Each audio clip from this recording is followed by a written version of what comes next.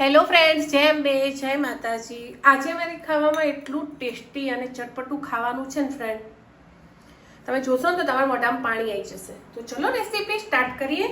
તો પહેલાં આપણે એને વાટી લઈશું લસણ મરચાં, શરૂઆત ત્યાંથી થશે। શાકભાજી મેં તમારા સામે જ રાખેલા છે, સમારીને રાખ્યા છે। મેથી છે, કોથમીર છે, વાલોળ છે, રીંગણ છે, લીલી ડુંગળી છે। કોઈ બી દાણા તમારે એડ કરવા તો કરી શકો છો। મારી જોડે વાલોરના જ દાણા હતા એટલે મેં અંદર લઈ લીધા છે। રીંગણ બહુ જ મસ્ત છે, પણ સમારીને રાખો એટલે તમને બી ખબર હશે કે રીંગણ કાળા પડી જાય છે। મેં હાલ લાસ્ટમાં જ સમાર્યા છે, 2 મિનિટ બી નથી થઈ ગઈ અને રીંગણનો કલર ચેન્જ થઈ ગયો છે। વાંધો નહીં, ચલો તો હું તમને શાક વઘારીને બતાવું કે આજે મારી ખાવામાં શું સ્પેશિયલ છે। સૌ પ્રથમ સારું એવું જીરું એડ કરવાનું। જીરું એડ કર્યા પછી આપણે જેટલું લસણ મરચાં તમને જેટલો ટેસ્ટ આ બધા શાકમાં ભાવતો હોય, મને તો વધારે પડતો ભાવે છે। જે પહેલાં એમ લાગે કે આપણે ઝડપે બહુ વાર લે છે એ શાક ઉમેરી દેવાનું। જે ઓછું તમને જેનો ટેસ્ટ કાચાપણો ભાવતો હોય એ લાસ્ટમાં એડ કરવાનું, બરાબર। આમાં આપણે હવે મીઠું અને હળદર નાખી અને થોડું રીંગણને ચડવા દઈશું।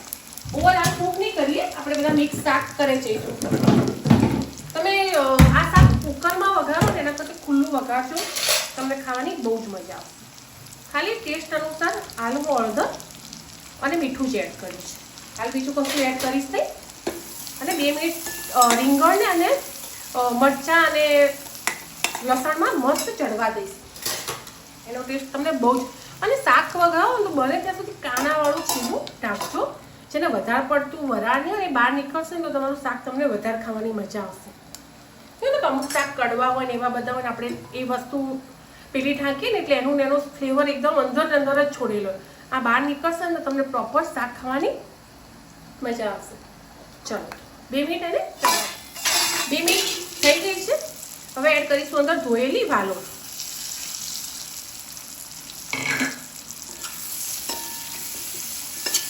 એને મિક્સ કરી અને એને બી થોડી ચડવા દઈશું। મેથી ને ડુંગળીને વધારે જરૂર પડતી નથી। ફરીથી ઢાંકી દઈશું 5 મિનિટ, વાલોળ બી મસ્ત ચડી ગઈ, કલર બી સચવાઈ રહેશે તમારે। એમાં એડ કરીશું મેથી, લાસ્ટમાં બધું એડ કર્યા પછી તમારે 10 મિનિટ અને ધીમા તાપે થવા દેવાનું। એમાં જશે ડુંગળી અને ધીમા તાપે ચડવા દેવાનું, ખુલ્લું રાખવાની જરૂર નથી। મેં તમને કીધું એ રીતે તમારે કોઈ કાણાવાળું વસ્તુ હોય એ એડ કરી લેવાનું। અડધી ચમચી જેટલું મેં ધાણા જીરું એડ કર્યું છે, તમને જે રીતે ભાવતું હોય તે શાકમાં એડ કરી દેવાનું। આમાં કોઈ વધારાનો મસાલા નહીં જાય ફ્રેન્ડ, નહીં ગરમ મસાલાની જરૂર પડે કે નહીં કોઈ વધારે પડતા મસાલા નહીં જાય। કાશ્મીરી મરચું છે એટલે થોડું વધારે એડ કર્યું છે, બસ આટલા નોર્મલ મસાલા અને કોથમીર। કાચી કોથમીર ના ખાતા હોય, જેને કાચી કોથમીરનો ટેસ્ટ ભાવતો હોય ને એ તો શાંતિથી લાસ્ટમાં નાખજો, પણ મારા વરને જોર આવે છે કોથમીર ખાતા।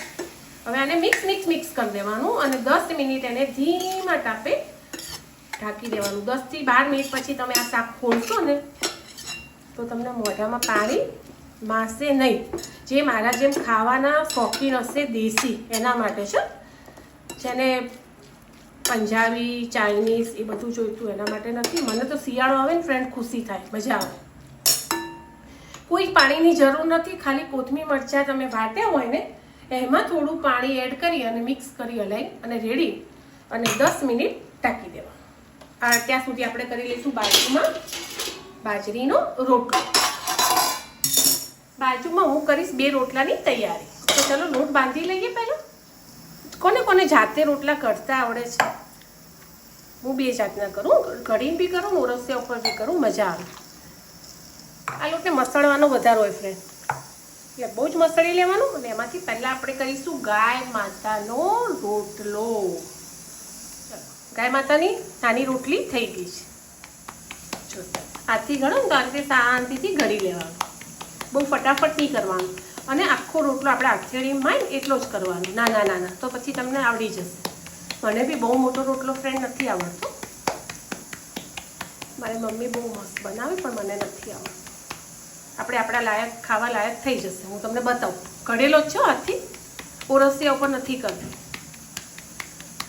તમને મારી થાળી બતાવું ને એટલે તમને આઈડિયા આવી જશે. ચલો ફ્રેન્ડ, શાક બી ચેક કરી લઈએ અને આપણો રોટલો બી મસ્ત થઈ જવા આવશે હમણાં 2 જ મિનિટમાં. તો એને ફેવરી લઈએ.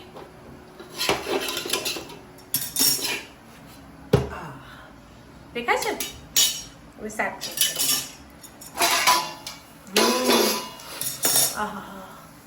જે ફ્રેન્ડ સ્મેલ આવી રહી છે, મેં તમને કીધું હતું કે તમને દેખતા જ મોઢામાં પાણી આવી જશે.